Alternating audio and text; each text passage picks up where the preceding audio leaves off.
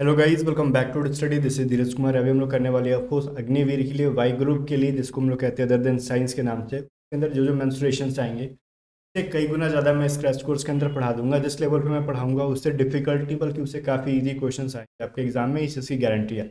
आप पूरे crash course को फॉलो करो, अगले 4 दिन के अंदर पूरा क्रैश कोर्स खत्म हो जाएगा, मैथ और इंग्लिश का। ठीक है, रीजनिंग का भी कोशिश करेंगे, एक सिंगल वीडियो बनाएंगे बड़ी सी, पूरा कंसेप्ट खत्म कर दूंगा मैं एक ही क्लास के अंदर। 4 5 6 घंटे की इंग्लिश रीजनिंग की क्लास बनाऊंगा, एक ही क्लास बनेगी और पूरा कॉन्सेप्ट मैं खत्म कर दूंगा, गारंटीड। पूरा वर्बल एंड नॉन वर्बल एक सिंगल क्लास के अंदर खत्म। और मैं लिख के देता हूँ कि पूरा कंसेप्ट वहां से आएगा। ठीक है, चलो फिर क्रैश कोर्स है मेंस्ट्रुएशन का। इसमें बहुत सारी चीज़ों को मैंने छाटा है। जैसे रेगुलर क्लास में, पेड क्लास में जैसे पढ़ाता हूँ ना, कि काफ़ी अपर लेवल तक ले जाकर मैं पढ़ाता हूँ। इवन आप अगर सीपीओ एग्जाम में बैठो तो भी आप फोड़ सकते थे सीपीओ के भी मैथ्स की मेंस्ट्रुएशंस, बट मैं इसमें पढ़ाऊंगा जो कि सिर्फ एयरफोर्स को डेडिकेटेड हो। That is clear. चलो, फिर कोस्ट गार्ड एग्जाम में भी काम आता है।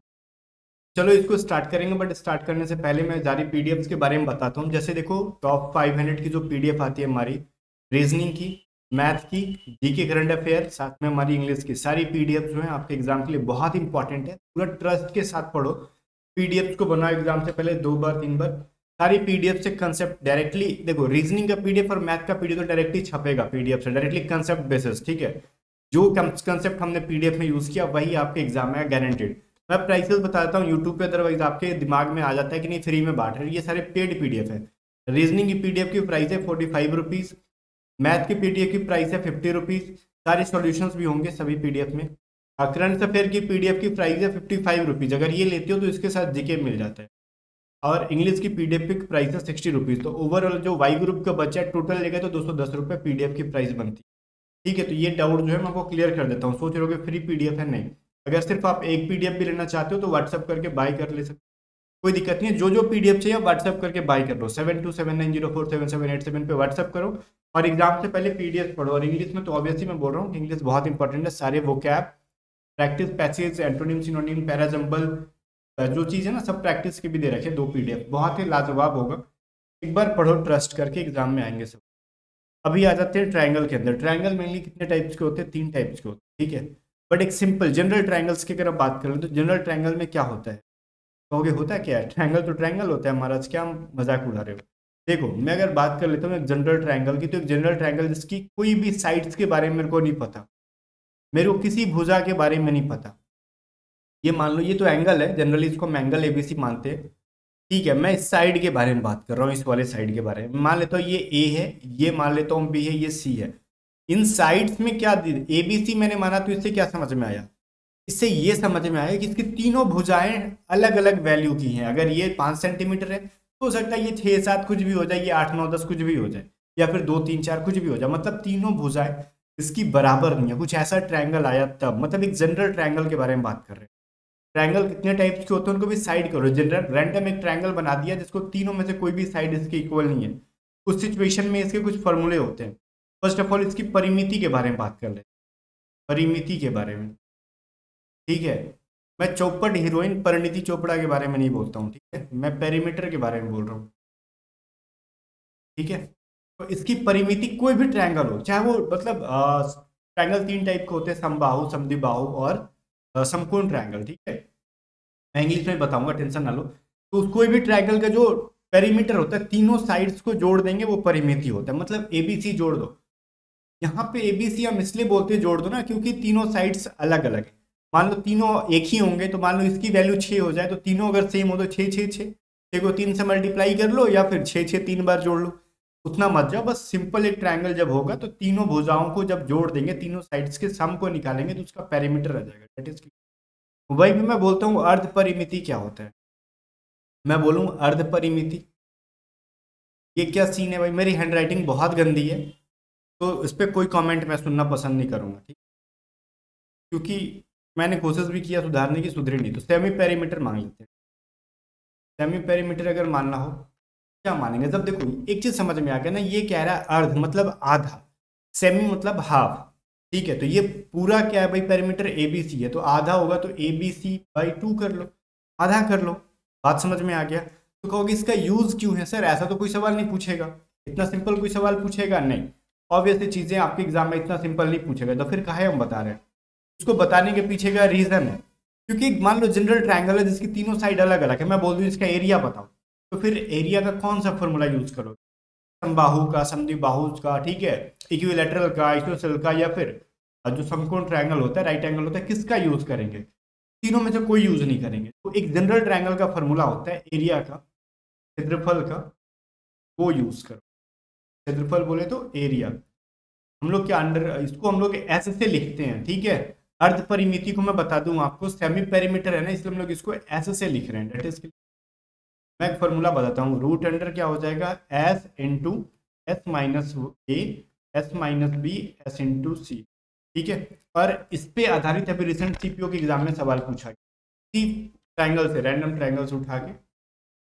अब ये ए क्या है, ये एस, तो ये हो गया परिमिति, पहले फिर उससे मल्टीप्लाई करेंगे। मैं इसको थोड़ा सा सुंदर से लिख देता हूँ, कोशिश करता हूँ सुंदर से लिखने, वरना कुछ लोग कुछ गलत लिख लें तो दिक्कत होगा। देखो मैं इसको लिखता हूँ एस इंटू माइनस ए, फिर मल्टीप्लाई एस माइनस बी, फिर मल्टीप्लाई एस माइनस सी। का मतलब क्या होगा, मान लेते हैं एस की वैल्यू निकालेंगे। फर्स्ट ऑफ ऑल एस की वैल्यू क्या होगी, तीनों भुजाओं को जोड़ के हाफ कर दो, एस की वैल्यू निकल जाएगी।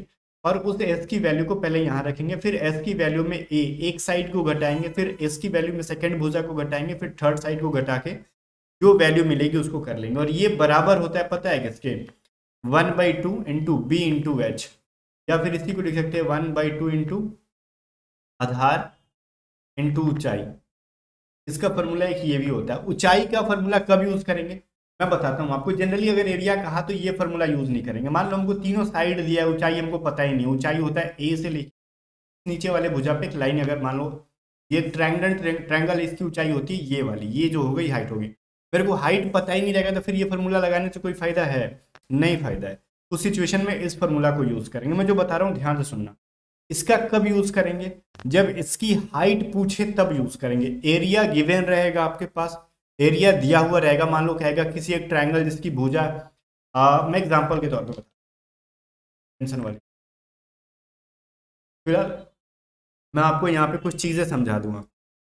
मान लेते हैं ना, जैसे मान लो ये क्वेश्चन है, ठीक है। क्वेश्चन मैं आपको पहले करा देता हूँ फिर आगे ले चलूंगा। एक मतलब एग्जाम्पल के तौर पे कराता हूँ, जस्ट लाइक एग्जाम्पल में एक क्वेश्चन मैं देता हूँ। मान लो कोई ट्रायंगल है, ठीक है।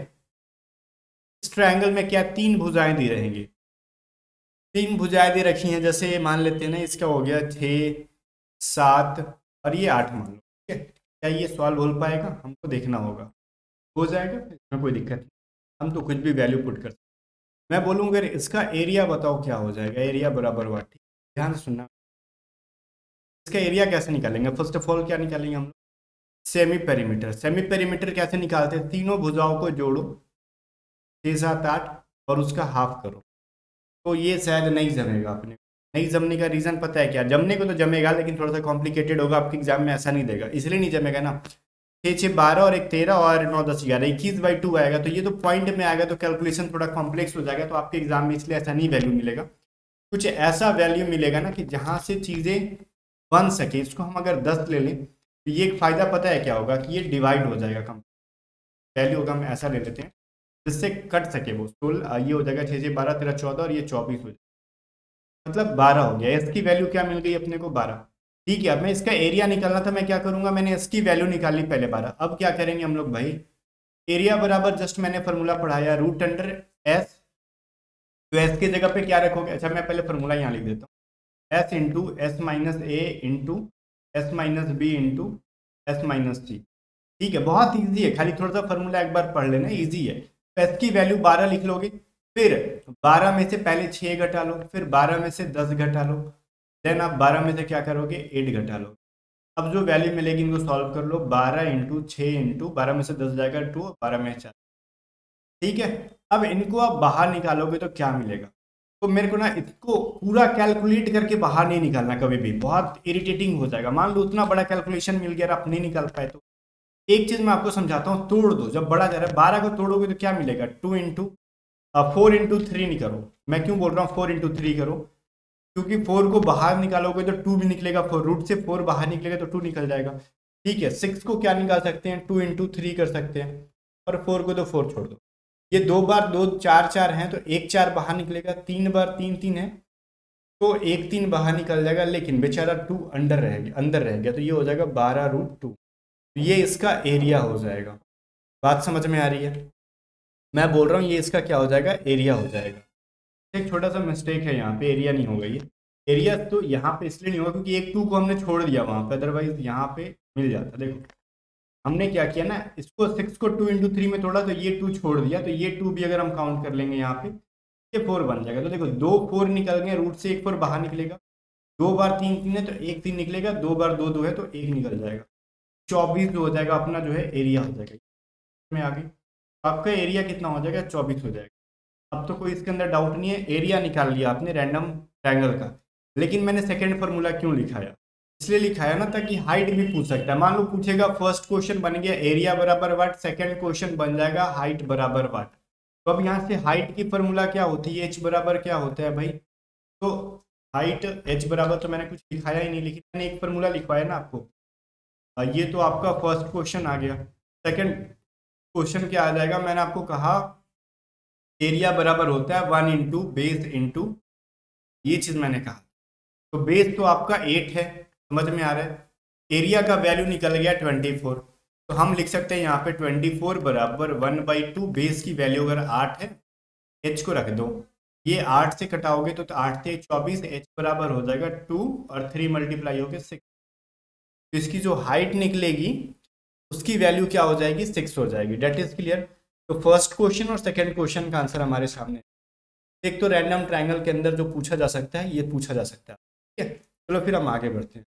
अब हम बात करते हैं ट्रायंगल 3 टाइप्स के होते हैं। एक होते हैं इक्विलैटरल ट्रायंगल, जिसको हम कहते हैं समबाहु त्रिभुज, जिसके तीनों साइड्स बराबर होते हैं, हम आगे पढ़ेंगे। एक होता है समकोण, जिसकी एक जो एंगल होती है राइट एंगल ट्रायंगल 90 डिग्री की होती है, आगे ये भी पढ़ेंगे। समद्विबाहु ट्रायंगल मतलब आइसोस्केल्स, मतलब 2 भुजाएं बराबर होगी और एक थर्ड जो होगी कोई भी बराबर नहीं होगी। इस बारे में भी पढ़ेंगे हम लोग। देखो सबसे पहले हम लोग पढ़ेंगे इक्विलैटरल ट्रायंगल। ठीक है, तो इक्विलैटरल ट्रायंगल क्या चीज़ है भाई, तो ये चीज़ हमारे माइंड में सबसे पहले आना चाहिए। तो इक्विलैटरल ट्रायंगल जस्ट मैंने बोला वो ट्रायंगल जिसके तीनों साइड, गंदी फोटो बनी है ना मेरी हैंडराइटिंग सही है, ना ही मेरी फोटो बनाने की कला सही है, खाली बोलने की कला जो है वो भी सही नहीं है, देखता हूँ बहुत ज़्यादा। चलो ये मान लो ABC जो है एक ट्रायंगल है, ये जो तीनों साइड्स इसके बराबर हो जाएंगे। That is clear. जब तीनों साइड इसके बराबर हो गए तो इसको हम क्या कहेंगे, समबाहु त्रिभुज। जब तीनों साइड बराबर हुए तो अगर इसकी वैल्यू A है, इसकी भी वैल्यू A हो जाएगी और इसकी भी वैल्यू क्या हो जाएगी, A हो जाएगी। अब इसका परिमिति क्या होगा, कहोगे सर परिमिति तो अभी भी उसका वही होगा पैरामीटर A + B + C, लेकिन ABC है कहाँ। तो भाई उस टाइम हमने देखो क्या किया था, हमने यहाँ पे पैरामीटर में ABC क्यों किया था, क्योंकि इसकी एक साइड की वैल्यू A थी, दूसरी की B थी, तीसरी की C थी।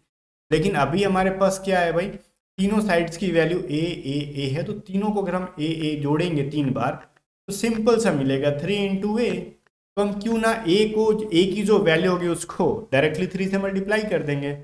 ठीक है, A क्या है, साइड है इसकी, क्या है भाई, भुजा है। That is clear. मैं वहीं पे कहूँ इसका एरिया क्या हो जाएगा, क्षेत्रफल कितना हो जाएगा, एरिया क्या हो जाएगा, ये होता है √4 × A²। ये फॉर्मूला याद रखोगे। वहीं पे एक चीज और पूछ सकता है, मान लो कोई समबाहु ट्रायंगल का जो है हाइट भी होता है, हाइट कह लो, इसी को माध्यिका भी कह सकते हो, ऊंचाई भी कह सकते हो, कोण समद्विभाजक। कोण समद्विभाजक बोले तो एंगल बाइसेक्टर। ठीक है, जैसे इसको आप लंब भी कह सकते हो, ये वाला जो है लंब मतलब परपेंडिकुलर है, ऑब्वियसली बेस के ऊपर एक परपेंडिकुलर है, इसी को आप हाइट भी कह सकते हो, माध्यिका अल्टीट्यूड कह लो, मीडियन कह लो। ठीक है, इसको ना अल्टीट्यूड को परपेंडिकुलर ये ठीक है, हाइट लिख लो ज़्यादा चलेगा। कोण मतलब कोण समद्विभाजक का मतलब होता है एंगल बाइसेक्टर। तो ये जो ए एंगल है इसको हमने क्या किया, 2 बराबर भागों में बांटा। ये चीज़ याद रहेगा ना कंसेप्ट। किसी भी इक्विलैटरल ट्रायंगल का जो हाइट होता है वो उस जिस कोण को बाइसेक्ट करता है वो इक्वल भाग में बांटता है। ये कंसेप्ट नहीं भी याद रखेगा चलेगा। तो हाइट का फॉर्मूला क्या होता है मेरे को यह बताओ। हाइट कहेगा, ऊंचाई कहेगा, माध्यिका कहे, कोण कहे, कुछ भी कोण समद्विभाजक है, सबका फॉर्मूला एक ही होता है √3/2 × A। एरिया का हो गया √3/4 × A²। इसका ये सारी जो चीज़ें इनकी वैल्यू होती है √3/2 × A। ठीक है, जस्ट एक सवाल करो, कह रहा है किसी समबाहु त्रिभुज की माध्यिका की लंबाई 12 सेंटीमीटर, तो उसका एरिया क्या हो जाएगा। तो माध्यिका बराबर क्या होता है मेरे को एक बात बताओ। माध्यिका बराबर क्या होता है, मीडियन बराबर क्या होता है, जस्ट मैंने पढ़ाया यहाँ पे √3/2 × a। यहाँ मैंने कहा ना, लंब कहे, ऊंचाई कहे, माध्यिका कहे, कोण समद्विभाजक कहे, इंग्लिश में परपेंडिकुलर कहे, हाइट कहे, मीडियन कहे, एंगल बाइसेक्टर कहे, सबको यही लिखोगे √3/2 × a। ये चीज़ क्लियर है। अब माध्यिका की वैल्यू, मीडियन की वैल्यू दे रखी है 12। अब यहाँ से निकाल लो √3 × a। ए की वैल्यू क्या हो जाएगी, ये हो जाएगा a बराबर, ये 2/12 से मल्टीप्लाई हो जाएगा 24, नहीं पा रहे, 24/√3। एक चीज याद रखना, बटा में कभी भी ना √3 नहीं होता, नीचे कभी भी √3 क्या, कोई भी चीज रूट के अंदर नहीं लिख सकते। तो इस रूट को हटाने के लिए पता है क्या करते हैं, जो नीचे वाला चीज है ना उसको ऊपर एंड नीचे दोनों से मल्टीप्लाई कर देते हैं। अब ये क्या हो जाएगा √3 इंटू, या फिर आप इसको कह सकते हो 24 इंटू √3। ठीक है,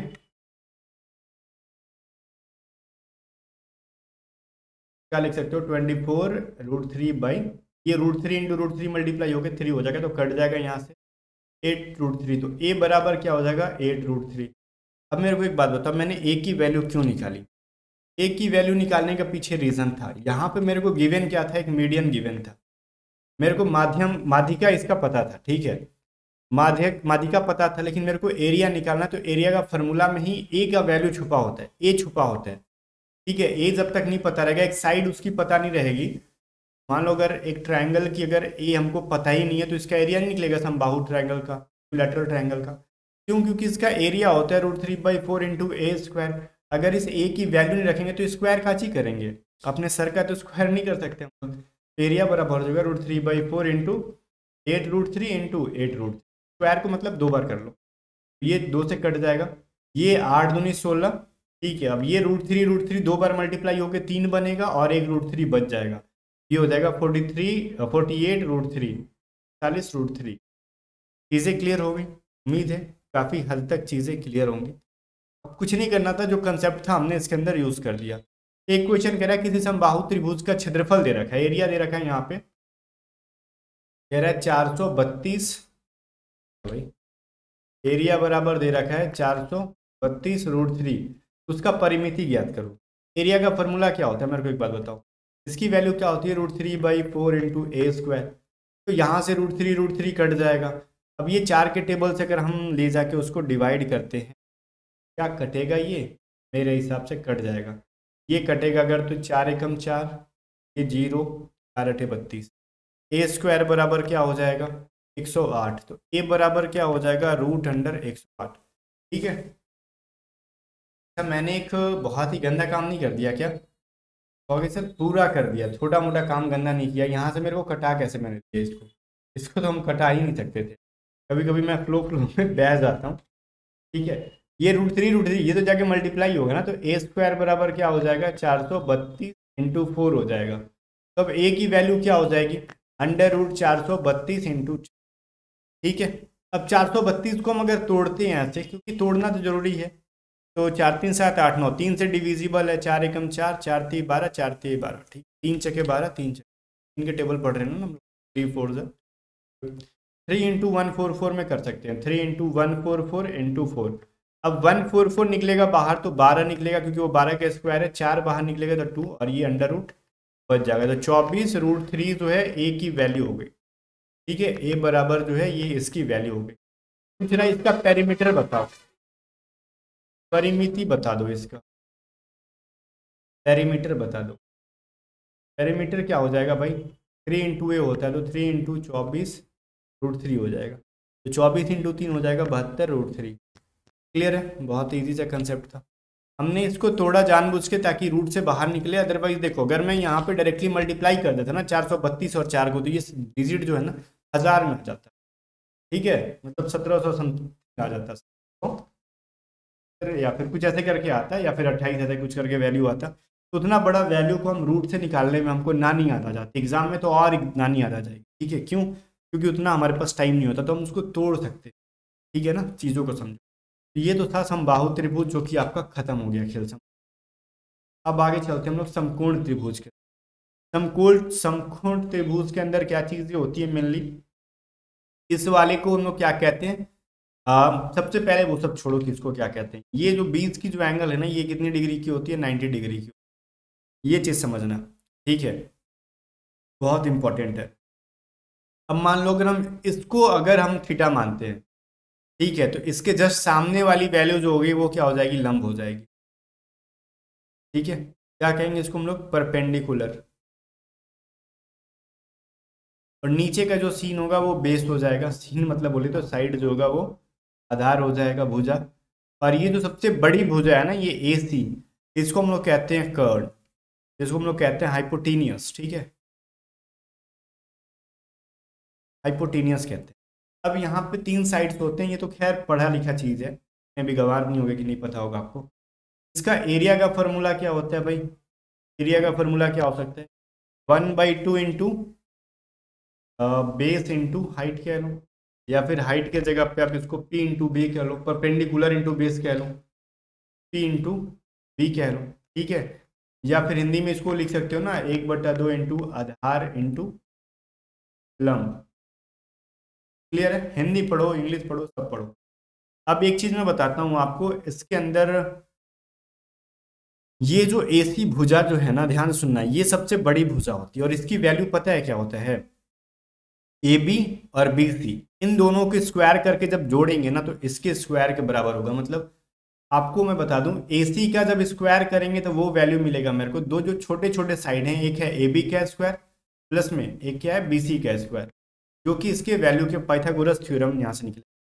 ठीक है, हाइपोटीनियस का स्क्वायर करोगे तो क्या निकलेगा भाई, परपेंडिकुलर का स्क्वायर प्लस बेस का स्क्वायर। वही हाइपोटीनियस की वैल्यू क्या हो जाती है, रूट अंडर स्क्वायर, जब इधर जाएगा तो P square plus B square. चीजें समझ में आ गई। इसी को हेर फेर कर देते हैं, अगर मेरे को अगर बी की वैल्यू चाहिए तो पी स्क्वायर इधर जाके माइनस हो जाएगा एच के साथ, अगर मेरे को पी की वैल्यू चाहिए तो बी स्क्वायर जाके इधर माइनस हो जाएगा। ठीक है, बस इधर उधर हेर फेर करते रहना, यहाँ से सारी चीजें बनती जाएंगी, ये बहुत इंपॉर्टेंट। ठीक है, इसके अलावा एक चीज और मैं बोलता हूँ, अगर मान लो ये एक राइट एंगल ट्रायंगल है, समकोण ट्रायंगल है, एबीसी मान लेते हैं, जस्ट समकोण ट्रायंगल है, मेरे को क्या करना है ना, अब इस पे एक, जैसे इसके हाइपोटीनियस पे या फिर कर्ण पे एक लंब डालना है। मेरे को बी से ले जाके एक इसके ए सी पे एक जो है ना, मैंने लंब डाल दिया डी।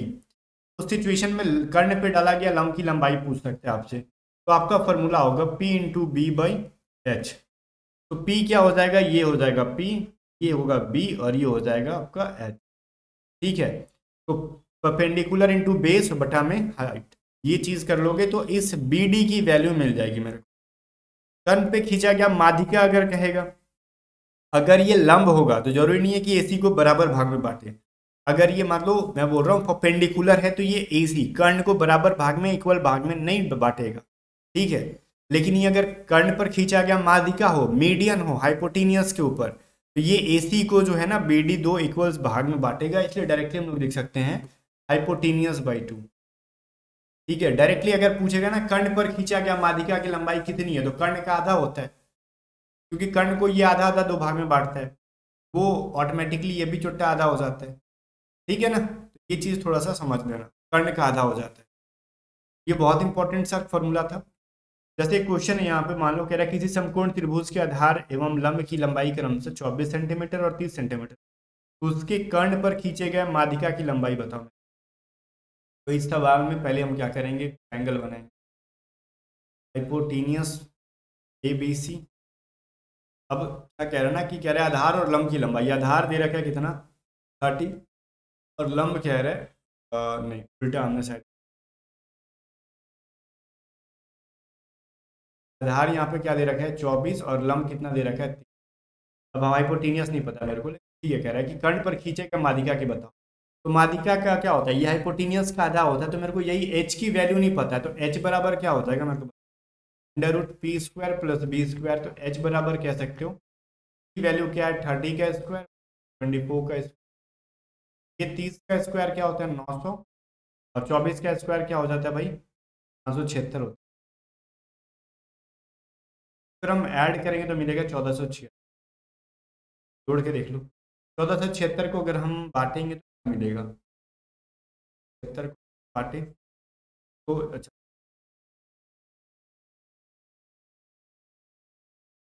मैं यहाँ से अगर बात करूँ ना, 4 के टेबल से कटेगा क्या, ये 4×3 = 12 और 4×6 = 24 होगा 4, या फिर मैंने कुछ गलती की है। ठीक है, 4 9 36 कट जाएगा। मेरे हिसाब से ये 6 के टेबल से नहीं कटेगा, टेबल से ले जाते हैं। 3 3 3 3 9, 3 के टेबल से 3 के 12, 40 को छोड़ो भी, यहाँ पे 3 3 9 9 6 तो हो जाएगा 36 इंटू 41। आपके एग्जाम में शायद इतना डिफिकल्ट ना दे। यहाँ से 36 को बाहर निकालेंगे तो 6√41 मिल जाएगा मेरा। ये क्या हो जाएगा, हाइपोटेनियस की वैल्यू मेरे को। ये सबको मारो गोली, ठीक है, तो मारेंगे गोली 41, दैट इज क्लियर। अब मेरा ये वैल्यू हो गया 6√40। मेरा पूछ क्या रहा भाई, मेरे से पूछ रहा अब तुम बताओ माध्यिका की ऊंचाई। माध्यिका बता, तब मीडियन बता। मीडियन क्या होता है, मीडियन की वैल्यू क्या होती है h/2। जब 6√41/2 कर लोगे तो मिलेगा 3√40। ठीक है, तो माध्यिका की ऊंचाई क्या होगी 3√41। ये आपका सही आंसर। ठीक है, आगे बढ़ते हैं। आएगा किसी वही चीज़ है, कर्ण पर डाले गए लंब की लंबाई, वही सवाल है ना कि डिफरेंट है। माध्यिका की लंबाई, अच्छा यहाँ पे कर्ण पर डाले गए लंबाई पूछ रहा है। जिस समकोण त्रिभुज के आधार एवं लंब की लंबाई देखो, ये 12 और 16 है। ये कह रहा है 12 है और ये 16 है। ठीक है, कर्ण पर डाले गए लंब मतलब ये BD की अगर वैल्यू पूछ रही है बताओ, ये ABC हो जाएगा और BD पे इसकी वैल्यू पूछ रहा है कितना हो जाएगा।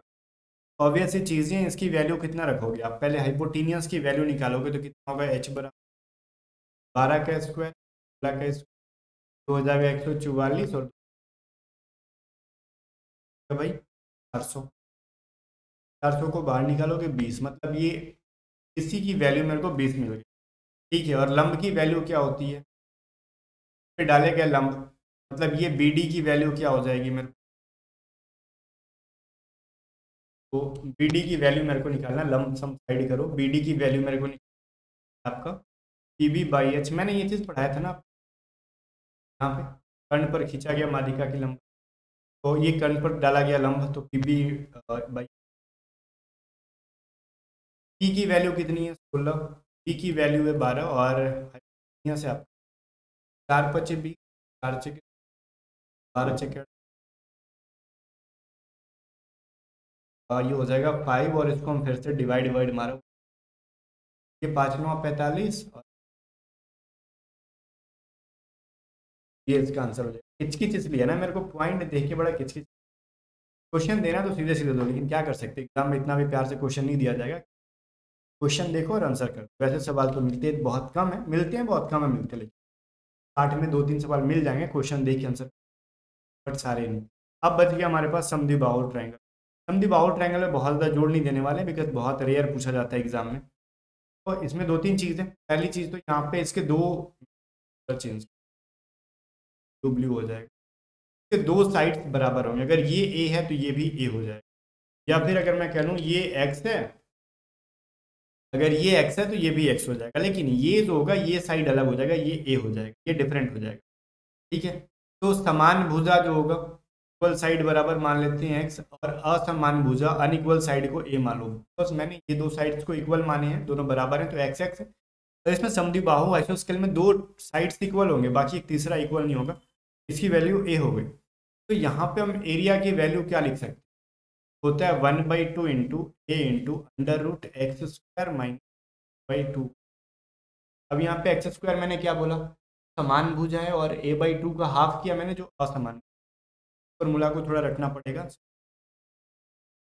अगर आपको कोई दिक्कत नहीं है। और असमान भुजा पर डाला गया लंब, जस्ट लाइक जो BC पर एक लंब डालेंगे तो ऊपर से ही डालेंगे, साइड तो लंब डालते हैं, A से जो BC पर लंब डालेंगे, मान लो ये D पॉइंट है अगर, तो इसकी वैल्यू कैसे निकालेंगे हम लोग, इसकी वैल्यू होता है ना, सिर्फ ये अंदर वाला पार्ट ले लो, तो ये 1/2 ना करके a/2 लिख दो, a/2। मैं 8/2 को भूल जाता हूँ, जो वैल्यू निकलेगा मेरा वो लंब हो जाएगा। ठीक है, असमान भुजा पर डाले गए लंब की लंबाई हो जाएगी x²। क्लियर है, फॉर्मूला को याद रखना। तो अगर मान लो नहीं भी याद होता छोड़ दो, यहाँ सवाल कम बनते हैं ना कि मेनली 3D से बनते हैं, या फिर 2D में पूछेगा आपके स्क्वायर से, रेक्टेंगल से, ठीक है, इन सबसे पूछता है, सर्कल से। आगे देखो, एक समद्विबाहु त्रिभुज के समान भुजा एवं असमान भुजा की लंबाई का रेशियो जो है 5:8 है। इसकी परिमिति अगर 72 है तो समान भुजा पर डालेगा लंब बताओ। देखो परिमिति मैंने छोड़ दिया यहाँ पे, परिमिति मैं बोलूँ तो क्या मैं बोलूँगा, वही चीज़ है। परिमिति अगर मैं बोलता आपसे, पेरीमीटर क्या लिखते हैं, पेरीमीटर मतलब तीनों साइड को जोड़ दो, x प्लस ए, बस दैट इज, तीनों साइड्स को जोड़ दिया पेरीमीटर। कोई भी ट्रायंगल हो तीनों साइड को जोड़ दो, कोई भी मतलब फिगर हो सारे साइड्स को जोड़ दिया, कोई भी फिगर में, चाहे ट्रायंगल है आपका, रेक्टेंगल है, स्क्वायर है, कुछ कोई भी स्क्वायर, कोई भी क्या कहते हैं उसको, कोई भी चतुर्भुज है आपका, क्वाड्रिलेटरल है, कोई भी क्वाड्रिलेटरल हो, खाली सारे साइड्स को जोड़ दो। कोई भी ट्रायंगल हो सारे साइड्स को जोड़ दो, दैट इज कॉल्ड क्या होता है भैया, पेरीमीटर, परिमिति। ठीक है, आगे बढ़ते हैं। कह रहा है किसी समबाहु समद्विबाहु, ठीक है, ऐसे से लिए त्रिभुज के समान भुजा और असमान भुजा की लंबाई जो है 5:8, परिमिति इतना है। भाई देखो यहाँ पे एक ट्रायंगल है, यहाँ पे कह रहा है समान भुजा, मान लो ये 5x है, ये भी क्या हो जाएगा 5x, इसकी असमान भुजा 8x है, तीनों को जोड़ेंगे 5x प्लस 8 जोड़ेंगे तो उसकी वैल्यू कितनी है 72, दैट इज बिकॉज यहाँ पे दे रखा है पेरीमीटर इज 72, ये 5 कितना 10 और ये 18x बराबर हो जाएगा 72, तो 18 72, 18 4 70, x बराबर 4 आ गया। ठीक है, तो कह रहा है इसकी समान भुजाएं ज्ञात करो, तो इक्वल साइड क्या है 5x है, इक्वल साइड्स क्या है भैया इसके 5x है, 5 2 4 20 हो गया, बल्ले बल्ले। कुछ है क्या इसके अंदर, नहीं, बेहुदापन था। और आगे बढ़ते हैं, इसमें बहुत ज़्यादा कुछ नहीं है। किसी मान लो किसी एक त्रिभुज के अंदर ना एक वृत्त बनाते हैं, कोई भी ट्रायंगल है, मतलब पता नहीं मेरे को कौन सा ट्रायंगल, मान लो रैंडम एक ट्रायंगल मैंने, रैंडम ऐसा कोई भी ट्रायंगल मैंने बना लिया, मेरे को समझ में नहीं आया कि मिट क्यों गया भाई, लेजर और होने, देखो क्या हुआ अभी, एक रैंडम, मेरे को फिगर में बहुत प्रॉब्लम होता है। मान लीजिए कोई भी एक ट्रायंगल है और इसके अंदर तो अभी एक सर्कल बनाना है, नहीं याद आ जाएगी, मान लो एक सर्कल बना दो ऐसे है, क्योंकि तीनों साइड्स को इसके अंदर बना दिया ना, तो एक इस सर्कल का रेडियस होता है आर। अब मैं बोलूँ इस आर की वैल्यू बता क्या, ठीक है, जो इसके अंदर जो बना, जो सर्कल बना, बोलूंगा मैं इसका एरिया बताओ क्या होगा। सर्कल का एरिया मेरे को तब बना पाऊंगा ना जब मेरे को सर्कल की रेडियस पता हो, बिकॉज एरिया होता है पाई आर स्क्वायर, तो आर की वैल्यू पता होगी तब तो मैं निकालूंगा, तो पहले आर की वैल्यू निकालो। ठीक है, तो आर की वैल्यू कैसे निकालोगे भाई, अंतःवृत्त की त्रिज्या निकालने का फॉर्मूला होता है area of triangle by S, जहाँ पे एस बराबर क्या है, सेमी पेरीमीटर, क्या होते हैं जो कहते हैं हम लोग अर्ध परिमिति। किसी भी ट्रायंगल में ये अप्लाई कर सकते हो, लेकिन थोड़ा सा कुछ शॉर्टकट्स भी सीख लेंगे हम लोग, जैसे कुछ कुछ बाहु त्रिभुज का कुछ शॉर्टकट होता है वो सीख लेंगे। अदरवाइज इसको हम किसी भी ट्रायंगल पे अप्लाई कर सकते हैं, ये फॉर्मूला किसी भी कोई भी ट्रायंगल हो, बस उसका एरिया निकाल के इससे डिवाइड मार दो, उसके अंदर जो सर्कल बना है उसका रेडियस हो जाएगा। ठीक है, चलो यहाँ से एक सवाल करो, मान लेते हैं किसी त्रिभुज के तीनों भुजाएं क्रमशः, देखो साइड्स, एक 9 है, 10 है और ये 11 है, इसके अंदर एक ट्रायंगल बना देते हैं, रेडियस बताओ क्या हो, रेडियस क्या हो जाएगा, रेडियस बराबर होता है area of triangle divided by S. बोलोगे सर ये सब तो ठीक है, मेरे को एस और एरिया निकालने में ना नहीं याद आ रहा है, और वैसे चीज़ें आएगी ना नहीं याद, इजी भी नहीं है। एस बराबर क्या हो जाएगा 9 + 10 + 11 बाई 2, तो ये हो जाएगा बाई 2 बराबर 15। अब मेरे को एरिया निकालना पड़ेगा, इसकी वैल्यू मिल गई, एरिया मैं निकालूंगा कैसे, √15 इंटू -9 -10 15 -11, ये 11 है, 15 + 1 नहीं मान लेना इसको, 15 -11 है ये, देखो ये हो जाएगा 15, और ये 15 में से 9 जाएगा तो 6 में से 10 जाएगा 5 में से 4 11 गया 4। अब इन सबको मल्टीप्लाई तो हम करेंगे नहीं, हम थोड़े से ढेर टाइप के इंसान, हम तोड़ते हैं, 15 को तोड़ दो 3 × 5 में, 6 को तोड़ दो 3 × 2 में, 5 को तो रहने दो, और 4 को तो तोड़ना ही नहीं है, 4 रहने दो, क्योंकि 4 तो इजीली बाहर निकल जाएगा। देखो 1 और 2 तो 3 नहीं, मेरे को 2 बार मिल गए, 3 मेरे को 2 बार मिल गए तो 1 3 निकलेगा, 5 भी 2 टाइम्स मिल गए तो 1 5 निकलेगा, और 1 4 निकलेगा तो 2 √2 बच जाएगा अंदर। तो क्या कह सकते हैं 5 × 15 = 30, जो है इनका एरिया। लेकिन मेरे से एरिया नहीं पूछा, मेरे से रेडियस पूछा है अंदर का। ओके सर क्यों मेरे को एरिया निकलवा रहे हो, बिकॉज एरिया बाई एस करना था, रेडियस बराबर क्या हो जाएगा, area of triangle divided by S, area है 3√2 और एस की वैल्यू है 15, तो ये कट जाएगा 15 × 2 = 30, 2√2 मेरे को क्या मिल गया, रेडियस की वैल्यू 2√2। क्लियर है? इतना आसान आसान ज़िंदगी होता तो हर कोई आज या तो अग्निवीर होता या तो फिर कहीं ना कहीं सेलेक्ट। थोड़ा सा मेहनत तो और इतना डिफिकल्ट भी नहीं है, मेहनत क्या है, 2 दिन पढ़ोगे लगातार ना ये चीज़ आसान हो जाएगा। बहुत ज़्यादा डिफिकल्ट अगर होता तो हर कोई मेंसुरेशन ना सीखने का रो ना रोता। ठीक है, 90% लोग इजीली सीख जाते हैं, 10% थोड़ा सा मेहनत करना पड़ता है, बिकॉज वो 9th-10th में बढ़िया से नहीं पढ़ लो। आगे देखते हैं हम लोग क्या कह रहे हैं। किसी त्रिभुज के अंदर जो है शीर्ष से होकर गुजरेगा। शीर्ष बोले तो मान लो ये एक ट्रायंगल है, कि बाहर बाहर से अगर शीर्ष मतलब तीनों एंगल्स को टच करते हुए एक सर्कल गुजरेगा यहाँ पे जाके, ऐसे बड़ा मेहनत है यार फिर बनाने में। मान लेते चलो हटाओ उतना, हम लोग मतलब कहते हैं ना ज़्यादा दिमाग नहीं लगाएंगे, जो बन गया वो बन गया। ये बाहर बाहर एक सर्कल चला गया, ये ए है, ये बी है और ये सी है। मान लेते हैं अब तो बाहर वाले का पूछेगा रेडियस बताओ, बाहर वाले जो सर्कल है मैं बोलूंगा बाहर वाले सर्कल का बताओ कुछ। ट्रायंगल का वैल्यू दिया रहेगा कुछ ना कुछ, तो बाहर वाले का रेडियस मेरे से पूछेगा या फिर बाहर वाले का एरिया पूछा रहेगा। ठीक है, तो कहा जाएगा परिवृत्त की त्रिज्या बताओ, रेडियस ऑफ सर्कमफेरेंस। परिवृत्त की त्रिज्या क्या हो जाएगी, भुजाओं का गुणनफल। ठीक है, तो यहाँ पे मैं लिख देता हूँ हिंदी और इंग्लिश दोनों, भुजाओं का गुणनफल, भुजाओं का गुणनफल डिवाइडेड बाई क्या हो जाएगा 4 × एरिया ऑफ ट्रायंगल। ये थोड़ा सा डिफिकल्ट है बट इतना नहीं आपसे पूछेगा, इतना डिफिकल्ट लेवल फिर भी मैं पढ़ा देता हूँ। क्योंकि कुछ लोग कहते हैं सर आपने बताया नहीं, सरकमफेरेंस का जो बाहर की साइड होता है उसका रेडियस, अंदर वाले का रेडियस, तो मैं पढ़ा देता हूँ। इंग्लिश में क्या लिख सकते हैं हम लोग, प्रोडक्ट ऑफ साइड्स। किसका साइड्स, तो ट्रायंगल का साइड, दिमाग लगा सकते हो सर्कल का तो कोई साइड नहीं है, तो एक सर्कल है बिल्कुल भी, ट्रायंगल के साइड से दिए होंगे ना अपने पास, और डिवाइडेड बाई क्या करोगे 4 × एरिया ऑफ ट्रायंगल, मतलब त्रिभुज का एरिया। यहाँ से सवाल बनते हैं।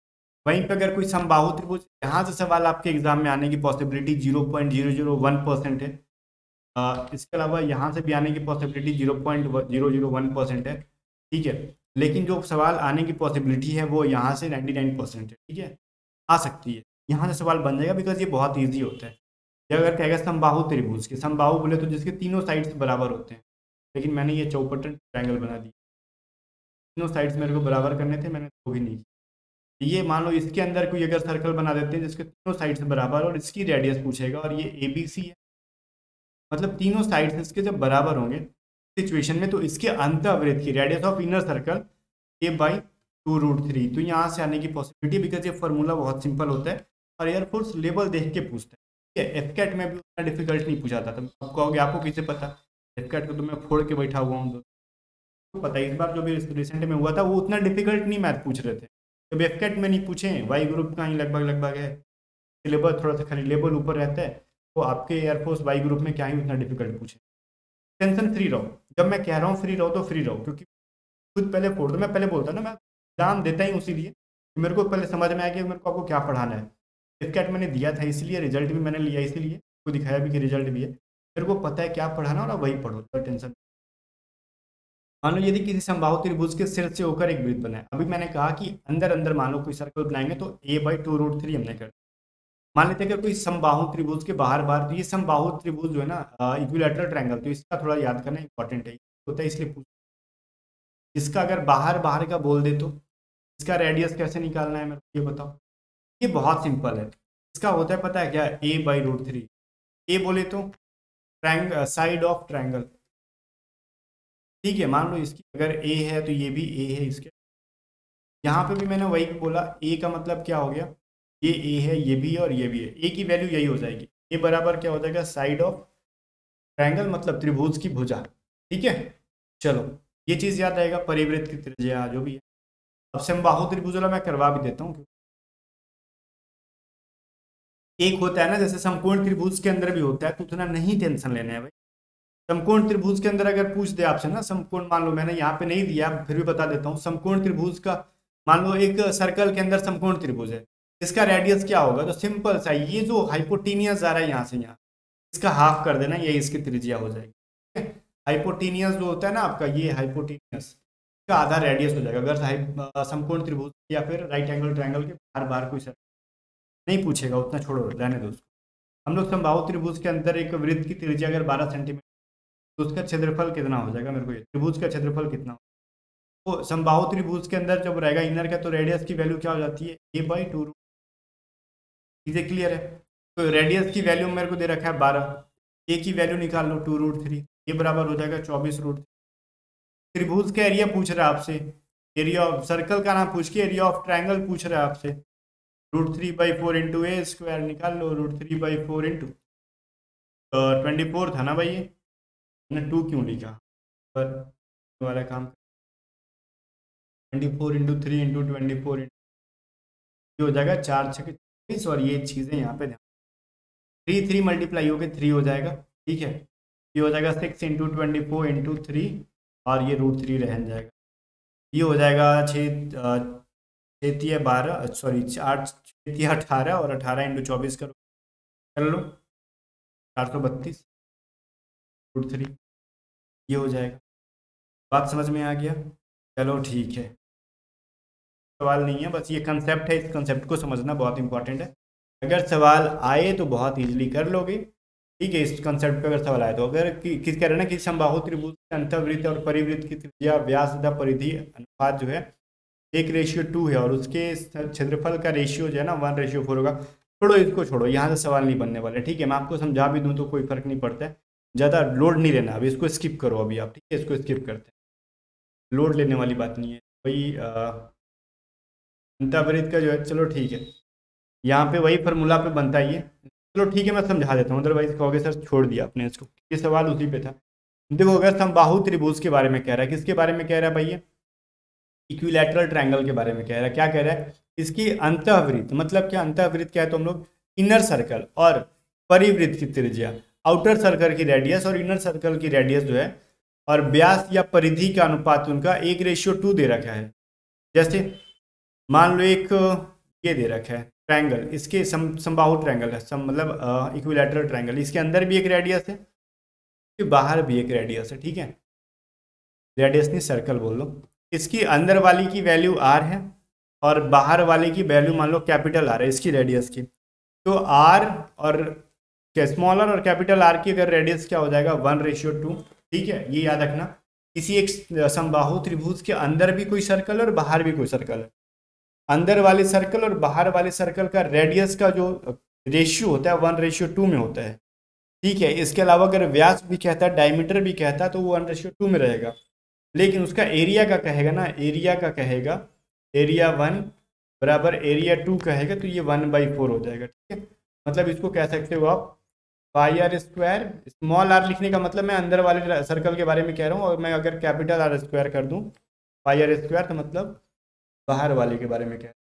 That is clear? यहाँ से सवाल बनेगा, इसलिए आपके एग्जाम में पूछने की पॉसिबिलिटी कम है, फिर भी सीख लो, फ्यूचर में कभी काम ही आएगा। किसी समबाहु त्रिभुज के अंतःवृत्त का क्षेत्रफल 616 सेंटीमीटर है, तो उसके बाहरी वृत्त का क्षेत्रफल क्या होगा? तो मेरे को एक बात बताओ, πr² बटा πr² की जो है रेट क्या फॉर्मूला होता है? 1/4 होता है। तो अंदर वाले का क्षेत्रफल क्या? 616, तो बाहर वाले का लिख लो πr² बराबर 1/4। बाहर वाले का क्या है? उसके बाहर वाले क्षेत्रफल क्या हो जाएगा? πr² बराबर 616 इंटू 4, कितना हो जाएगा आपका? 6×6 = 24, 4 2 6 और 6×6 = 24, 2464 सेंटीमीटर स्क्वायर। और एरिया को हमेशा हम लोग स्क्वायर में लिखते हैं। अगर ये वॉल्यूम कहता है, क्षेत्रफल को स्क्वायर में लिखते हैं, और ये अगर आयतन कहता, आयतन तो खैर 2D फिगर में नहीं आता, 3D फिगर में आएगा, वो क्यूब में रहता है। अगर एक सिंगल लाइन रहेगा तो उसको सिर्फ सेंटीमीटर में लिखेंगे। चीज़ों में थोड़ा सा फर्क समझा करो। ठीक है, स्क्वायर में क्या रहेगा? आपका एरिया रहेगा। ठीक है, और आयतन क्या रहेगा? क्यूब में रहेगा, और एक सिंगल लाइन रहेगा, वो 10 सेंटीमीटर में रहेगा। चलो फिर हम लोग चलते हैं आयत के ऊपर। मैंने क्वाड्रेचर के अंदर बहुत सारी चीज़ें छोड़ दी हैं, जैसे समचतुर्भुज मैंने छोड़ दिया, क्योंकि वहाँ से सवाल कई साल से नहीं पूछे जा रहे, इवन FCAT भी नहीं पूछा। चतुर्भुज में एक समानांतर चतुर्भुज होता है, वो भी मैंने छोड़ दिया। एक हो जाता है, इसके अलावा मैं क्या बोलता था उसको, समचतुर्भुज, रोम्बस कहते हैं ना। इसके अलावा एक और चतुर्भुज होता है, समलम चतुर्भुज, ठीक है, ट्रेपेजॉइड, उनको भी मैंने छोड़ दिया क्योंकि वहाँ से सवाल पूछेगा नहीं तो फिर पढ़ेगा काहे माथा खराब कर इतना कम टाइम के अंदर। बस मेन चीज़ों को पढ़ा रहा हूँ। रेक्टेंगल में आ जाओ। रेक्टेंगल मान लो ये ABCD एक क्या है, आयत है, ABCD आयत है। चीज़ें समझ में आ रही है? तो चीज़ें यहाँ पे कंसेप्ट ये है ना कि इनकी दो साइड जहाँ पे वो, इसको हम लोग कहते हैं एडजस्टेंट, मतलब ये एडजस्टेंट मतलब सटा हुआ भुजा, ठीक है, ये सारे जो होते हैं वो 90 डिग्री पे होते हैं। ये समझ में आ रही है? कंसेप्ट से भी सवाल पूछ सकते हैं। और इसके आमने सामने की जो भुजा होती है, जस्ट सरफेस जो होती है जो सामने सामने है, फेशियल जो है साइड से, वो इक्वल होते हैं। ये वाला साइड जो होगा इसके बराबर होगा, और ये लंबाई है तो ये नीचे भी लंबाई होगा, L होगा, और ये चौड़ाई है, ये भी विड्थ क्या हो जाएगा, 20 है, बराबर होगा। तो इस सिचुएशन में परिमिति क्या होता है भाई? परिमिति मेरे को कंसेप्ट बता। परिमिति बोले तो पेरीमीटर बोले तो कहोगे एक बार L जोड़ो फिर B जोड़ो फिर L जोड़ो फिर B जोड़ो, मतलब चारों साइड लंबाई चौड़ाई चारों को जोड़ना होगा मेरे को। इससे अच्छा मैं ये लिख सकता हूँ 2 बार L है 2L है फिर 2B है, क्यों ना हम 2 को कॉमन ले लें तो 2 इंटू L प्लस बी, मेरे को ये फाइनल निकल के आ गया। तो इसका एग्जैक्ट फार्मूला मेरे को ये याद रखना है, 2 इंटू एल प्लस बी। क्या याद रखना है? 2 into L plus B. Concept मैंने बता दिया ताकि काम आ जाए। वहीं पे अगर क्षेत्रफल पूछे, इसका एरिया पूछेगा तो क्या याद रखोगे? लंबाई इंटू चौड़ाई, मतलब इसका एक लंबाई और चौड़ाई को मल्टीप्लाई कर दो कि इसकी लंबाई भी बराबर है इसकी चौड़ाई भी बराबर है तो इसका एरिया निकल जाएगा। विकर्ण मतलब क्या होता है मैं बताता हूँ। ये मान लो जो ऊपर वाला ही फोटो मैं नीचे बना रहा हूँ ABCD, मान लो ये इसका विकर्ण या तो BD एक विकर्ण हो सकता है या फिर AC एक इसका क्या हो सकता है, विकर्ण। विकर्ण बोले तो डायगोनल, ठीक है, डायगोनल। इसकी वैल्यू होती है √L² प्लस B²। ऐसा क्यों मैंने कहा? क्योंकि देखो मैं एक विकर्ण को हटा देता हूँ, एक विकर्ण को जस्ट हटा दो, एक ही बचा। अगर तो ये तो L है तो ये भी L होगा, ये B है तो ये भी B होगा। तो इस बड़े वाले साइड में क्या होगा? अगर मैं बोलूँ ना कि आप ना ये वाली भुजा को भूल जाओ, इस वाले साइड को साफ भूल जाओ, इस वाली साइड को भी भूल जाओ, तो ये वाला चीज़ जो मेरे को मिलेगा एक राइट एंगल ट्रायंगल मिलेगा, तब समकोण त्रिभुज मिलेगा। तो इसका हाइपोटेनियस का रोल प्ले कर रहा है ना ये। तो हाइपोटेनियस का फॉर्मूला क्या होता है? √L² plus B²। बस वही इसका विकर्ण हो गया। आगे एक सवाल है, किसी आयताकार क्षेत्र की लंबाई चौड़ाई से 50% ज़्यादा अधिक है यदि आयत का क्षेत्रफल जो है 864 वर्ग मीटर है। देखो वर्ग मीटर बोले तो मीटर स्क्वायर है, तो उसका परिमिति क्या हो?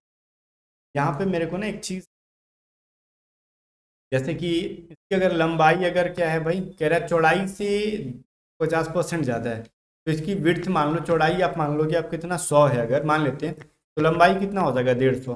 तो लंबाई और चौड़ाई का रेशियो निकाल लो। रेशियो तो मैंने आपको पढ़ा दिया, 150 रेशियो 100, 0 0 कटेगा 5 के टेबल से 3 बार में, 5 के टेबल से कितने बार में, तो लंबाई और चौड़ाई का रेशियो हो जाएगा 3:2। इसका आप कह रहा है एरिया दे रखा है, तो एरिया बराबर दे रखा है आपका 864। एरिया बराबर क्या होता है? लंबाई इंटू चौड़ाई। तो लंबाई इंटू चौड़ाई लिख लो, 3x मान लो, इसको 2x मान लो। मैंने क्यों 2x माना? बिकॉज ये लेंथ और विड्थ एग्जैक्ट वैल्यू नहीं है। 100 150 तो मैंने माना है ना, इसलिए मैंने 3x और 2x लिख दिया। अगर 100 150 मानेंगे तो क्योंकि 100 और 150 को मल्टीप्लाई करने पे 864 थोड़ी आएगा, बहुत बड़ा वैल्यू मिलेगा। हमने जस्ट मान लिया रेशियो निकालने के लिए, और रेशियो की वैल्यू को हम लोग एग्जैक्ट वैल्यू नहीं मान सकते हैं। x से मल्टीप्लाई कर लो तब जाके इसकी वैल्यू मिल जाएगी 864। ये हो जाएगा 3 दूनी 6x² बराबर 864। 6 के टेबल से अगर इसको मल्टीप्लाई करेंगे तो क्या ये कटेगा? 144 बार में कट जाए। x बराबर क्या होगा? √144 बराबर 12 निकल, ठीक है, 144 बराबर 12 बराबर क्या हो गया? 12। तो यहाँ से लेंथ बराबर क्या था भाई? 3x था। विड्थ बराबर क्या था? 2x था। 3 × 12 कर लो, और यहाँ पे 2 × 12 कर लो, 36, और क्या निकल जाएगा? 24। 24 और 36 को मल्टीप्लाई कर लो, अगेन आपका 864 आ जाएगा, ठीक है। लेकिन मेरे से परिमिति पेरीमीटर क्या होता है? 2 × L प्लस B हो, 2 × 36 प्लस क्या करोगे? 24 कर दोगे, तो 2 × कितना हो जाएगा? 5 मतलब 60 हो जाएगा 120 मीटर स्क्वायर। सॉरी, परिमिति कभी भी स्क्वायर में नहीं होगा, पेरीमीटर क्या होता है? स्क्वायर में नहीं होता, एरिया स्क्वायर में। ये याद रहेगा। ये क्या था आपका? एरिया जो था 864 मीटर स्क्वायर में था, ठीक है। परिमिति हो गया 120 मीटर। चीज़ें नहीं समझ ली, ठीक है ना। चलो अब मान लो यहाँ पे रास्ता से भी 2-3 टाइप का सवाल आता है। मैं बहुत सारी चीज़ों को स्किप कर रहा हूँ बिकॉज उनका कोई यूज़ नहीं है। अंदर इसे बनाओ, बाहर से बनाओ, ये से भी बनाओ।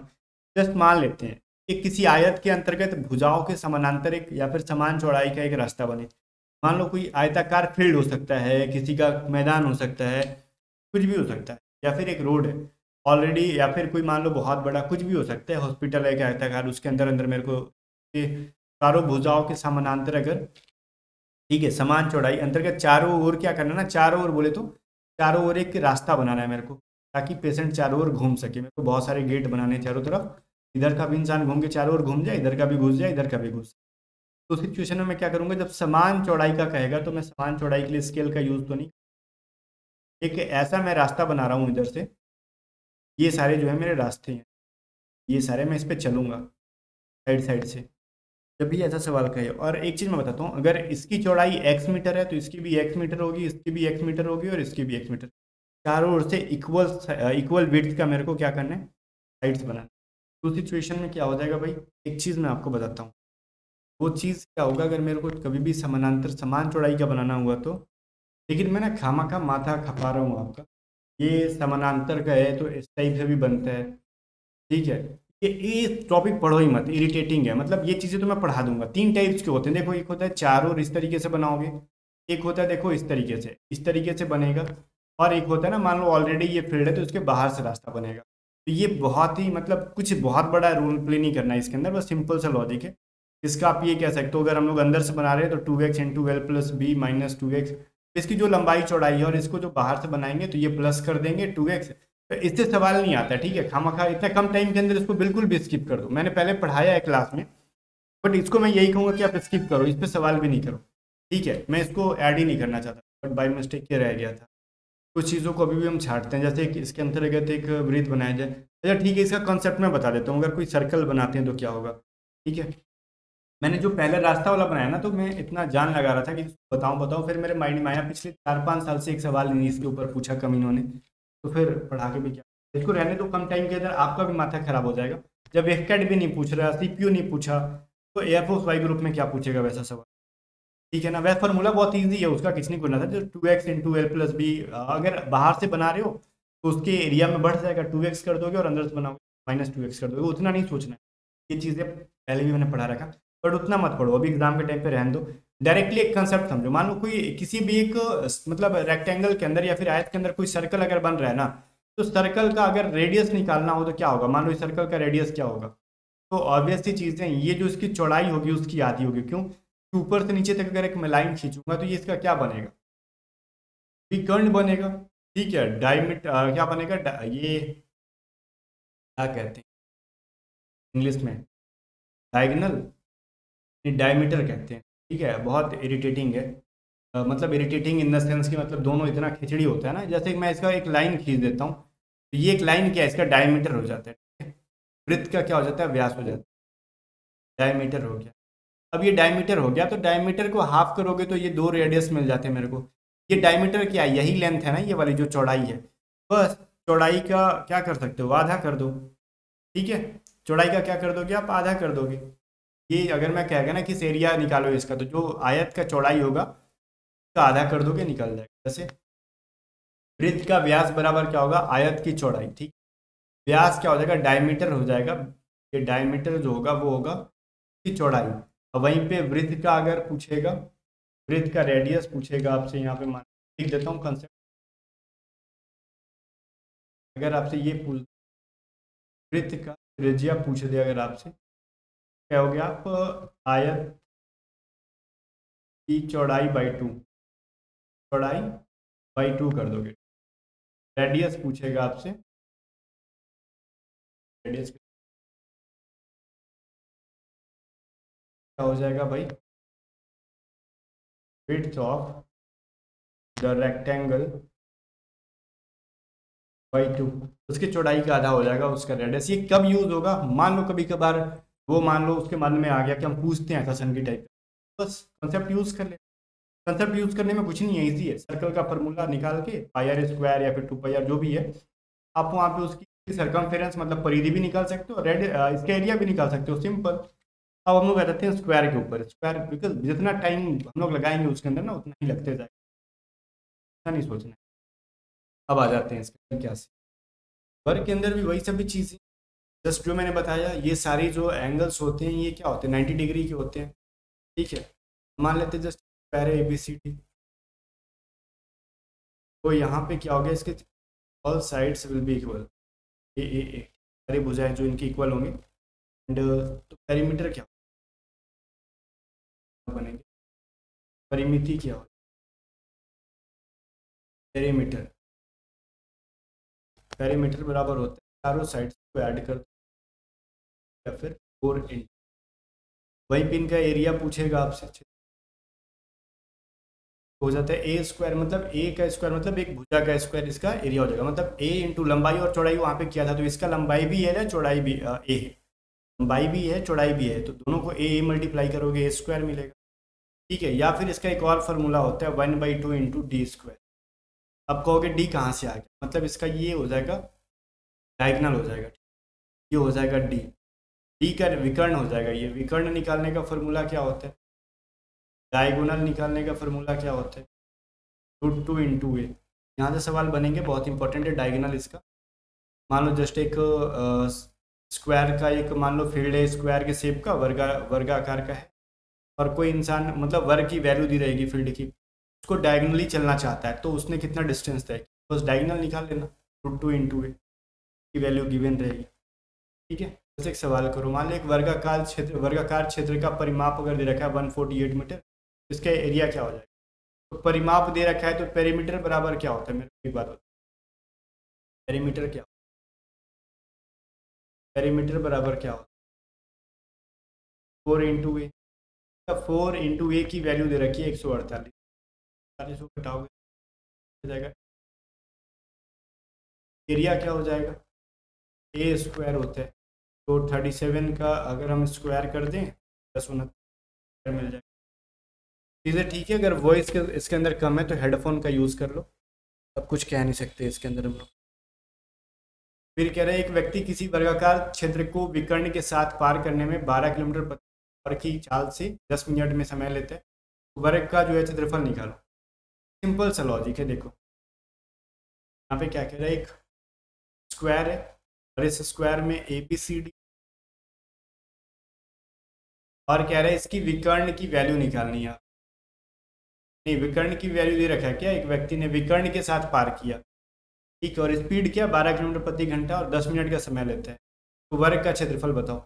तो डिस्टेंस बराबर क्या होता है स्पीड इंटू टाइम, ये चीज़ आपने पढ़ा होगा, भाई क्रैश कोर्स में मैं पढ़ा दूंगा आपको। तो स्पीड की डिस्टेंस का मतलब क्या हो गया, ये अगर उसने डायगनली पार कर रखा है, ध्यान सुनो क्या रहा है, विकर्ण के साथ पार कर रहा है, डायगनली पार कर रहा है, डिस्टेंस मेरे को निकालना हो तो डायगनल की वैल्यू हो जाएगी, डिस्टेंस बराबर स्पीड है 12 किलोमीटर प्रति आवर और 10 मिनट का टाइम लिया तो मिनट को घंटा में चेंज, ये हो जाएगा 0 0 कट जाएगा, डायगनल की वैल्यू हो जाएगी 2, डी बराबर हो गया 2, ये डी बराबर क्या हो गया 2 मीटर। कह रहा वर्ग का क्षेत्रफल बताओ, एरिया बराबर क्या होता है, एक तो ए स्क्वायर होता है, दूसरा होता है 1/2 इंटू डी स्क्वायर, तो मेरे को जब डी गिवन है तो फिर मैं ए स्क्वायर का यूज़ क्यों करूँ, एरिया बराबर डायरेक्टली लिख दो 1/2 इंटू डी स्क्वायर, एरिया बराबर भी क्या हो जाएगा, ठीक है, बस सिंपल सा लॉजिक था। मान लेते हैं किसी एक वर्ग के अंदर ना अधिकतम क्षेत्र का एक वृत्त बनाया जाता है, तो जब भी रखेंगे तो वही आया तो लाए, इसकी रेडियस क्या हो जाएगी, रेडियस क्या हो जाएगा, तो वर्ग की जो एक भुजा है, ये जो सामने वाली जो भुजा है उसका आधा रेडियस हो जाएगा, इसका व्यास हो जाता है एक भुजा और रेडियस हो जाता है क्या उसका हाफ।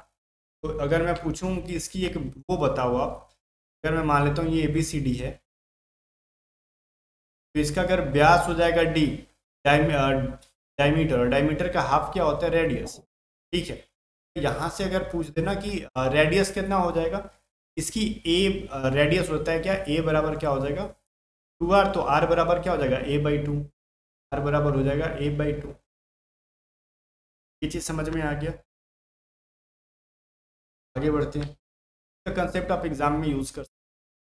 जैसे एक सवाल कह रहा है एक वर्ग जिसकी परिमिति जो है पेरीमीटर सेंटीमीटर और इसके अंदर एक क्षेत्रफल का एक वृत्त रखा जाए तो वृत्त का क्षेत्र, एक तो पहली बात ये इसकी परिमिति है कितनी 56 सेंटीमीटर, तो यहाँ पे 4a बराबर दे रखा है 56, a बराबर कितना होगा ये बताओ, परिमिति दे रखा है हो रहे तो 4 एकम 4 जगह 16, ये बराबर यहाँ पे हो जाएगा 14 सेंटीमीटर, तो ये हो जाएगा 40, ये भी 40, ये भी 40। तो इसके अंदर एक सर्कल डालना है, नहीं बन पाया, पूरा नहीं बन पाया इन द सेंस,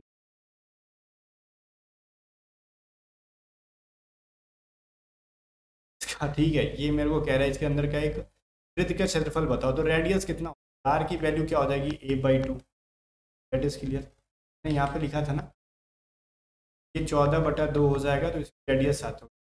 एरिया क्या हो जाएगा, area of circle pi r square होता है, मैं आगे पढ़ाऊंगा, तो 22/7, 7 × 7 154, 22 × 7 पाई आर स्क्वायर, पाई की वैल्यू होती है 22/7, 22/7, आर की वैल्यू है 7, तो 7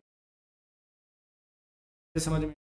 अब हम सर्कल पढ़ेंगे, आज 2D पढ़ेंगे और नेक्स्ट क्लास में हम लोग 3D पढ़ेंगे। 3D के अंदर क्या आ जाएगा, घन, घनाभ, जैसे कहते हैं ना, क्यूब, क्यूबॉइड, सिलेंडर, कोन, मतलब बेलन और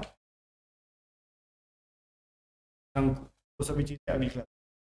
फिलहाल हम लोग सर्कल पढ़ लेते हैं, 2D के अंदर बाकी था। तो सर्कल की पहली बात तो ये क्या है, एक सीधा सीधा लाइन खींचोगे ऊपर से नीचे, तो इसको हम लोग कहते हैं क्या, इसको हम लोग कहते हैं व्यास। व्यास मतलब इसको हम लोग क्या कहते हैं, डायमीटर। और डायमीटर पता है क्या होता है, रेडियस का 2 गुना होता है, 2 × r होता है। जब ये रेडियस मतलब त्रिज्या, त्रिज्या का ये 2 गुना होता है, ठीक है। और हम लोग क्या करते हैं, जब मेरे को त्रिज्या निकालना हुआ तो क्या करते हैं, ये तब एक ही, वो कहते हैं ना चुर चुर मौसेरे भाई, वही है त्रिज्या, इसका करना मेरे को रेडियस, तो क्या हो जाएगा, ये d/2 हो जाएगा, ये डायमीटर का आधा हो जाएगा, ठीक है। और अगर एरिया में पूछूं क्या हो जाएगा इससे, तो हो जाएगा ये पाई आर स्क्वायर। पाई की वैल्यू क्या हो जाती है, पाई बराबर 22/7 लेना होता है, ठीक है। अगर मैं कहूँ इसकी परिधि क्या होती है सर्कल, तो आपको याद रहा ना 2πr, जहाँ जहाँ पाई है उसकी वैल्यू हम 22/7 रख के सवाल बना। क्लियर है, सवाल है। कह रहा है चाप, अभी सर्कल का चाप वाला सीन तो बाकी रहेगा। चाप का फॉर्मूला निकालना हो तो देखो, चाप मैं आपको पढ़ा दूँ या फिर छोड़ दूँ, आप पढ़ा दूँ या फिर छोड़ देता हूँ, आपसे सवाल आपके एग्जाम में नहीं पूछेगा, आपके एग्जाम में नहीं पूछेगा, ठीक है। मैं डायरेक्टली सवाल पे आता हूँ। मैं इसलिए इसको सोच रहा था पढ़ाऊँ या फिर छोड़ दूँ, क्योंकि यहाँ से आपके एरिया में सीपीयू में 2 सवाल पूछा था। एक तो यहाँ से पूछा था, इसके क्षेत्रफल से पूछा था और इसके परिमिति से। बट उतना कोई इशू नहीं है, मान लो यहाँ पे चाप क्या है, यहाँ पे ये आ रहा है, ये आ रहा है, तो इसकी वैल्यू पूछेगा, ठीक है, उतना नहीं सोचते। और उसका त्रिज्यखंड का क्षेत्रफल पूछेगा, त्रिज्यखंड का ये थीटा मान लो, नहीं पूछेगा आपके एग्जाम में, मैं गारंटी लेता हूँ 100%। पूछ दिया ना तो फिर कंप्लेन करना, आर के बेसिस पे सवाल नहीं पूछेगा। अगले सवाल पे चलते हैं डायरेक्टली हम लोग। मान लो किसी त्रिभुज का क्षेत्रफल अगर 1386 वर्ग सेंटीमीटर है, तो इसका परिधि ज्ञात करो। एरिया अगर दे रखा है इसका कितना, 1386, इसकी वैल्यू होती है पाई आर स्क्वायर। 22/7 लिख लो पाई, और आर की वैल्यू आर स्क्वायर लिख दो 1386। 22 के टेबल से ये कटेगा तो कितने बार में कटेगा, 3 बार में कटेगा। आर स्क्वायर बराबर क्या होता है, करो, बार बराबर होगा √440, तब 21 निकल गया रेडियस की। परिधि निकालो, परिधि क्या, परिधि बोले तो सर्कमफिरेंस। जो मैंने बोला ना कि नहीं पूछेगा, तो वो आप श्योर हो जाओ नहीं पूछेगा, ठीक है। जब ये मत डाउट रखना कि सर आपने छोड़, पाई आर होते हैं 2 × 22/7, 21, 7 3 बार में कट जाएगा, मल्टीप्लाई, ठीक है। ये चीज़ उम्मीद है कि आपको ठीक। अब एक चीज़ और रह गया है, अर्धवृत्त। एक चीज़ कह रहा है किसी घड़ी के मिनट की सुई, ये नहीं पूछेगा, ये तो आर्क वाला क्वेश्चन है, ये आपसे नहीं पूछेगा, इसलिए मैं आर्क वाला क्वेश्चन। अर्धवृत्त में अभी ये चीज़ मैं पढ़ा था, अगर कोस्ट गार्ड का कोई बच्चा होता तो उसको मैं पढ़ा देता, बिकॉज कोस्ट गार्ड का लेवल ग्रुप से ऊपर। फिलहाल ये फोर्स के लिए पढ़ा रहे तो उनको रहने देते हैं, कोस्ट गार्ड के टाइम, ठीक है। अभी टाइम कम है तो फिर फालतू चीज़ों पे फोकस। अर्धवृत्त कहेगा, अगर सेमी सर्कल कहेगा तो क्या होगा, तो देखो इसके अंदर 2-3 चीज़ें होती है, एक तो परिधि, तो परिमिति, और एक एरिया। इसके अंदर एक चीज़ देखो, ये अगर पूरा हो जाता तो सर्कल, और ऊपर का कट के हमने निकाल दिया तो बच गया ये बताओ मेरे को, ये क्या है, एक तो ये इसका रेडियस और ये इसका रेडियस है, तो ये क्या था भैया, डायमीटर था। तो सर्कमफिरेंस अगर पूछेगा तो सिंपल, एक सिंपल सा लॉजिक सुनो, पाई आर कहना, ज़्यादा दिमाग में लगाओ, डट जाओ, क्योंकि इसका अगर मैं बेसिक बताने लगूँ तो कन्फ्यूजन क्रिएट होगा। ठीक है। सरकमफ्रेंस सीधे सीधे समझ लो इसका क्या होता है, एक तो ये वाला हिस्सा, तो ये वाला हिस्सा, ये है आर इन आर, मतलब ये आर है, 2 बार आर है तो 2 आर हो गया। और ये सरकमफ्रेंस क्या होता है इसका, पाई आर होता है। मैं अगर इसका आधा कर दूं 2 पाई आर का तो क्या हो जाएगा, एक चीज़ बता, कट जाएगा। ये बातें समझ में आ रही हैं। ये जब कट जाएगा, मैंने कुछ गलत लिख दिया यहाँ पर, अगर मैं बोलूँ इसको पूरा बना दूँ, ये क्या होता है, इसका सरकमफ्रेंस 2 पाई आर होता है। मैं इसको आधा करना चाहूँ तो मेरे को क्या मिला, पाई आर बचा मिला। खैर उतना मैं डेप्थ में नहीं जाना चाहता, मैं सीधे सीधे सोचता हूँ कि आप पढ़ो, पढ़ जाओ, कुछ कुछ फार्मूला इंपॉर्टेंट। परिमिति अगर होता है तो 36/7 इंटू आर कर लो। कहोगे सर ये कैसे आप कर, लॉजिक बता दो। मैं चाहते हुए बताना पड़ता है। देखो यहाँ पे सिंपल सा लॉजिक है। ये क्या था, ये कह रहा है परिमिति। परिमिति देखो एक सर्कल का पेरीमीटर नहीं होता है, बिकॉज सर्कल राउंड होता है तो उसमें कोई साइड ही नहीं होता। लेकिन एक सेमी सर्कल के अंदर परिमिति होता है, पेरीमीटर होता है। मैं ये चीज़ बता रहा हूँ, मेंशन कर रहा हूँ, बिकॉज ये जो चीज़ है इसकी वैल्यू क्या है, परिधि की पाई आर है। ठीक है, अब मेरे को बताओ ये चीज़ क्या है, आर, और ये है आर है, तो मतलब इसको और इन दोनों को जोड़ो, ये मिलेगा पाई आर प्लस 2 आर। ये दोनों आर मिलकर 2 आर मिला। मैं यहाँ पे ना आर को अगर कॉमन ले लूँ तो मिलेगा पाई प्लस 2 मिलेगा मेरे को। तो अगर मैं आर पाई की वैल्यू लिख दूँ 22/7 प्लस 2, तो ये क्या हो जाएगा, 7 दूनी 14, ये हो जाएगा 22 + 14 36/7। 36/7 इंटू आर मिला ना मेरे को यहाँ पे। कहोगे क्या क्या बोल दिया, कुछ समझ में नहीं आया। जब समझ में नहीं आता तो चुपचाप फार्मूला रट लो। तो चीज़ें मैं बता रहा हूँ उसको रट लो, इतना डिटेल में जाके आपको मास्टर नहीं बनना, कम के अंदर बस एग्जाम। ठीक है, जस्ट आप याद रखो ये दोनों रेडियस है इनकी, और इसकी पेरीमीटर होती है 36/7 इंटू आर। क्षेत्रफल होता है क्या, 1/2 पाई आर स्क्वायर। मतलब जो सर्कल का होता है उसका आधा कर दिया हमने।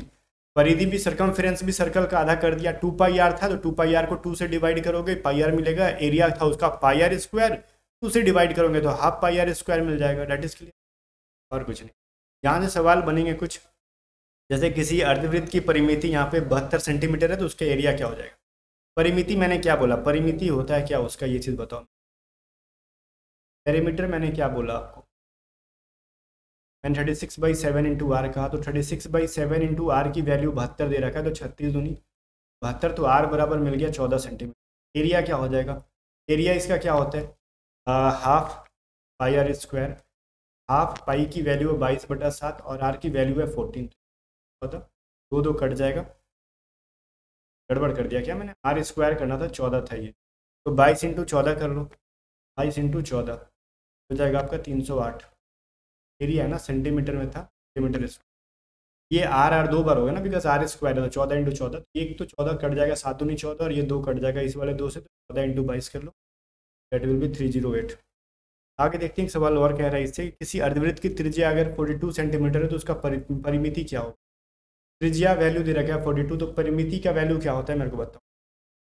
ई बराबर होता है 36/7 इंटू आर। 36/7 इंटू 42, सीधे सीधे रख लो, 7 6 के 42, तो 216 centimetre. Option number A. Formula पता होगा, क्वेश्चंस डायरेक्टली बन।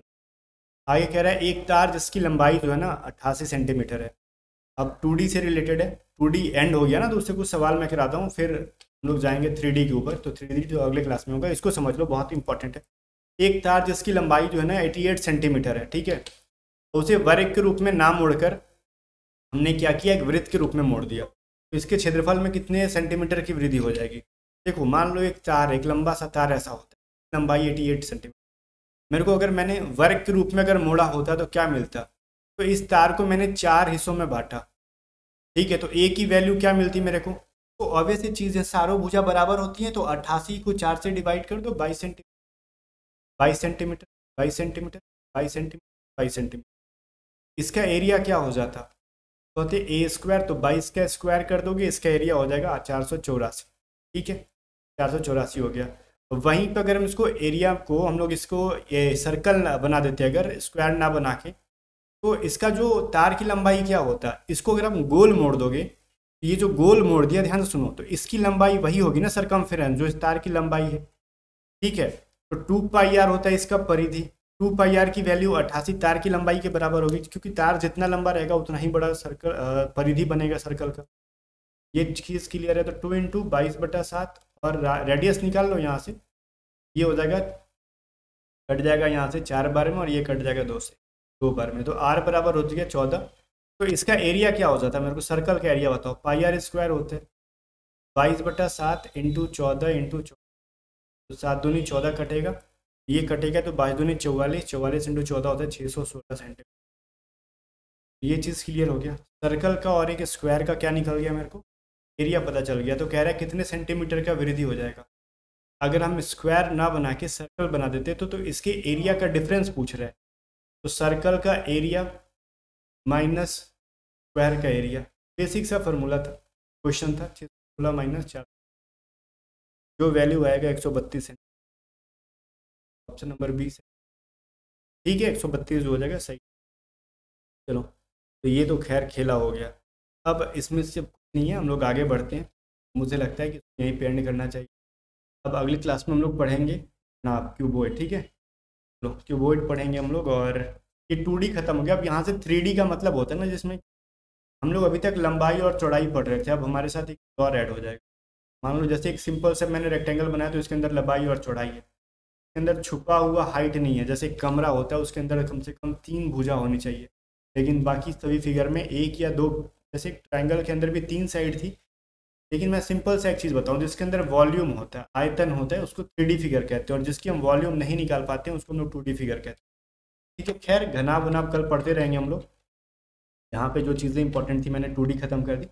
बाकी अगली वीडियो मिलते हैं नेक्स्ट वीडियो में, तब तक के लिए बाय बाय। वीडियो को लाइक करके शेयर कर देना, और जाने से पहले आपको याद दिला दूँ, सारी PDFs का लिंक डिस्क्रिप्शन में। ठीक है, प्राइसेस मैंने स्टार्टिंग में बता दिया, या फिर आप व्हाट्सअप करके बाई करोगे, टैक्सेस बच जाएंगे आपके एक्स्ट्रा पेमेंट करने से। मिलते हैं नेक्स्ट वीडियो में, तब तक के लिए बाय बाय। वीडियो को लाइक करके शेयर कर देना, और इसकी PDF जो है ना, मैं आपको जो क्रैश कोर्स की PDF टेलीग्राम पे अपलोड करूँगा जब पूरा मेंस्ट्रुएशन खत्म हो जाएगा। मिलते हैं नेक्स्ट।